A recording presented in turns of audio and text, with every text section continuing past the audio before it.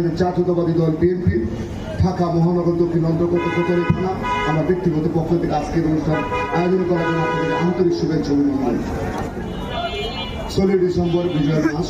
আজকের এই দিনে গভীর শ্রদ্ধা আমরা স্মরণ করছি বাংলাদেশের স্বাধীনতার মহান ঘোষক, বহুদলীয় গণতন্ত্রের প্রবর্তক, আধুনিক বাংলাদেশ স্থপতি, বাংলার রাখাল রাজা শহীদ রাষ্ট্রপতি জিয়াউর রহমান বীরত্তমকে। সেই সাথে স্মরণ করছি 96 থেকে 2001 সাল, 2008 থেকে 2024 সালের জুলাই আগস্ট শেষ মুহূর্তে উনি হাসিনা বিরোধী আন্দোলন সংগ্রাম করতে গিয়ে যে সমস্ত বিএনপি নেতা কর্মীরা শহীদ হয়েছেন তাদের রোগের একটা মাত্রা কামনা করছি। স্মরণ করছি এই মহান মুক্তিযুদ্ধে যে সমস্ত শহীদ অংশগ্রহণ করে বাংলাদেশ নামক দেশকে স্বাধীন মুক্ত করে দিয়েছিলেন সেই সমস্ত মহান বীর মুক্তিযোদ্ধাদেরকে।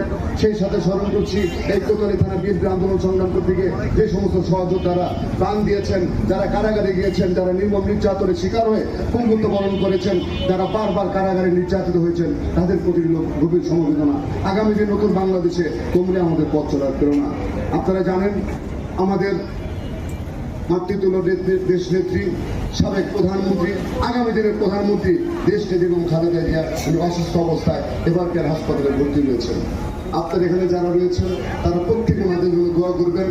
আমরা কোতোয়ালি থানা বিএনপি বিভিন্ন অঙ্গ সংগঠন, বিভিন্ন ওয়ার্ড, কেন্দ্র থেকে শুরু করে সকল পর্যায়ে ওনার জন্য, ওনার সুস্থতা কামনার জন্য আমরা বিভিন্ন আয়োজন করেছি। বারবার ওনার জন্য শুধু বিএনপি নয়, এই দেশের আলেম ওলামা, সমস্ত অরাজনৈতিক সংগঠন, ব্যবসায়িক বৃন্দ সারা বাংলাদেশে ওনার জন্য, ওনার সুস্থতার জন্য, ওনার হায়াতের জন্য সকলেই দোয়া চাচ্ছেন। আপনারা দোয়া করবেন। একটি গুরুত্বপূর্ণ নির্বাচন, এই কোতোয়ালি থানার অন্তর্গত 2টি আসন এখানে রয়েছে। একটি আসনে আমাদের সাবেক অবিভক্ত ঢাকা সিটি কর্পোরেশনের সাবেক সফল মেয়র, প্রয়াত বীর মুক্তিযোদ্ধা, বিএনপির প্রয়াত ভাইস চেয়ারম্যান, এই অত্র এলাকার জনগণের পরে বারবার নির্বাচিত সাবেক সফল সংসদ সদস্য মন্ত্রী মরহুম সাদেক হোসেন খোকার সুযোগ্য সন্তান, বারবার কারা নির্যাতিত রাজপথে যিনি মৃত্যুঞ্জয়ী অবস্থায় ছিলেন, যাকে গুলিবিদ্ধ অবস্থাতেও রাজপথ থেকে দূরে সরানো হয়নি, ইঞ্জিনিয়ার ইসরাক হোসেন ঢাকা 6 আসন থেকে ধানের শীষ প্রতীক নিয়ে নির্বাচন করছেন।